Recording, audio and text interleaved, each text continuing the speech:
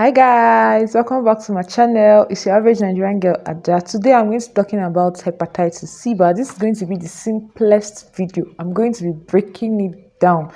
So if this is something you want to know about, stay tuned. Now, did you know that hepatitis can cause cancer, liver cancer? Yes, and you know the funny thing, it's either it's curable or it's preventable. So let's talk about hepatitis today. Okay, so now what is hepatitis? What I'm going to be focusing on really is what I would call chronic hepatitis. That is hepatitis that lasts longer than 6 months, the one that can cause the real damage. Most of the other, that would be hepatitis B and hepatitis C. Most of the other hepatitis viruses, really. So yes, they are viruses. They cause acute problems and get sorted out after a while. But these are the ones that cause the real damage. Now, these viruses, why they are hepatitis? Hepatitis actually talks about the liver, like hepa is about the liver. So they essentially cause damage to the liver. That is what they do. So they specifically affect the liver. Now you'll be like, if it's only the liver now, it's not a big deal. But let me tell you what the liver does. Number one, the liver controls production of protein in our body. Now, why is protein important? You know that beans. No, not really. Protein is what helps your body maintain. How will I put this so that you understand? It helps the water. Let me use water, but it helps the water in the blood, okay, stay inside the blood vessels so that they don't go into the skin, giving people big belly, big legs, and all of that. So it helps water stay where it is supposed to stay, essentially in your body. That's one of the beauties of proteins. Now, the liver is also the organ that helps your blood congeal. That's what we call coagulation. Congeal when you have a wound. You know, normally if you have a wound, let's say you have a scratch here now, after a few minutes, you find out that the blood, that if it was bleeding, that something would have covered it like a thin film of blood. That is what is called coagulation. Let's just use congealing. So the reason why that blood congeals is mainly because of the liver, amongst other things. And now the bad thing is that before hepatitis manifests itself, so much damage has actually already been done in the liver. Of course, we're going to be talking more about this when I talk about the symptoms. So keep watching this video, okay? Now, how do people get hepatitis? Sharing sharps, going to the barber without your own clipper, they will clean it well. My brother, buy your own clipper. My sister, if you used to cut hair, buy your own clipper. Sharing razor with somebody, give me razor, let me cut my nails. Give me nail cutter, let me cut my nails. Now you be like, it's not just small cutting nails. Let me tell you something. Hepatitis is worse than HIV when it comes to transmission. Let me say you have hepatitis here and HIV here. If 10 people touch this hepatitis, 10 people will get it.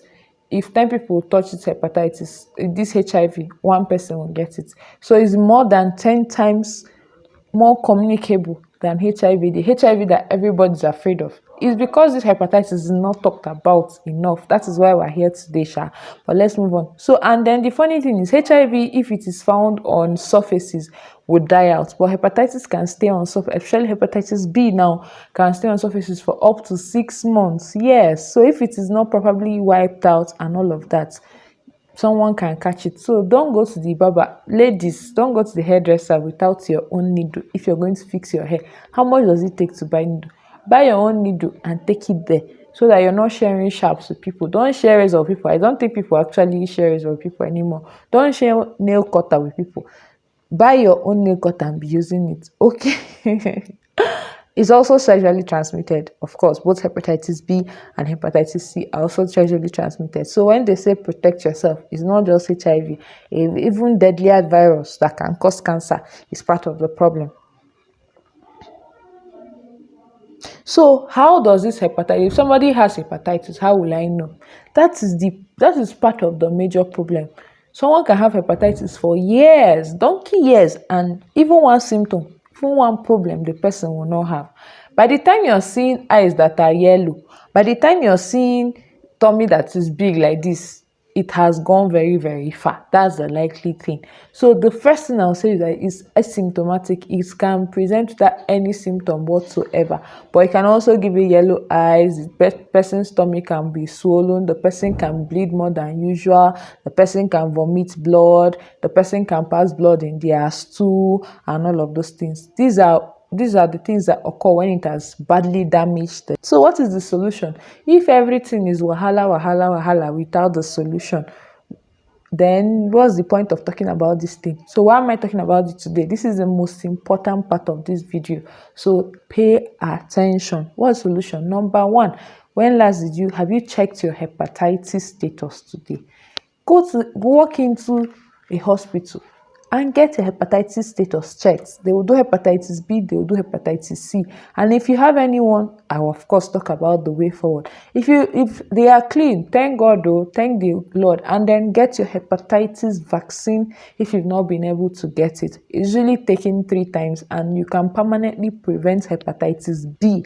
Unfortunately, hepatitis C does not have any vaccine, but the beauty is that you can actually cure hepatitis C as in it will go completely. But hepatitis B, the one that now has a vaccine, cannot be cured. If somebody has hepatitis B, they have it for life.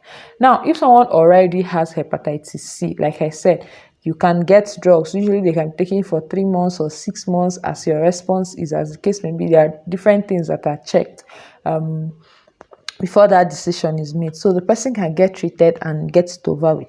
But if someone has hepatitis B, what would they now do? What can they now do? Because if you already have the virus, you cannot, get the vaccine. So what should you do? There are drugs that are given to make sure that the virus does not keep multiplying in the person's liver. So these are the drugs that the person is supposed to take, usually for life most times, although sometimes if you take it for a long period of time, because the drugs can be pricey, if you take it for a long period of time, they can say, okay, maybe you stop it and they'll be monitoring you.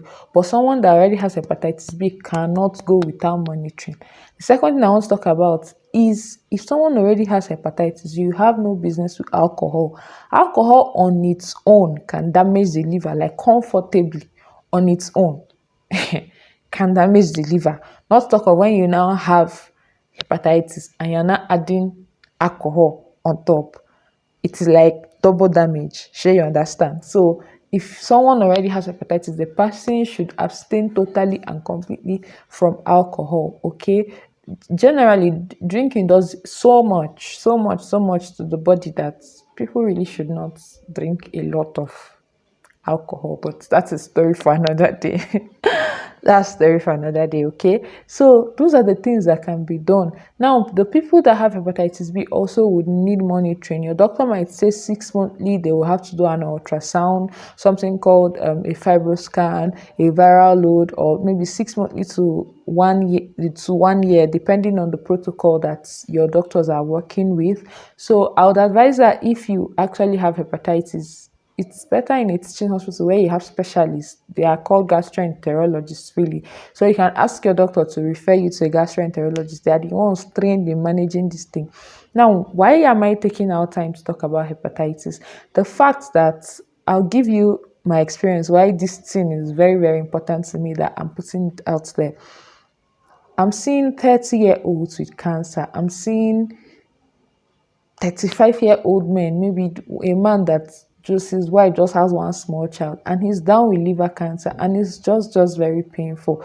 So, and this is for a virus that can be prevented, for something that can be cured and kept at bay, and these things are happening. And trust me, see, when it comes to that terminal end, when the person's already having yellow eyes, having big belly and all of those things, oh my God, it's difficult to manage and it is expensive to manage. Ordinary diarrhea that people have, they just purge and they go away.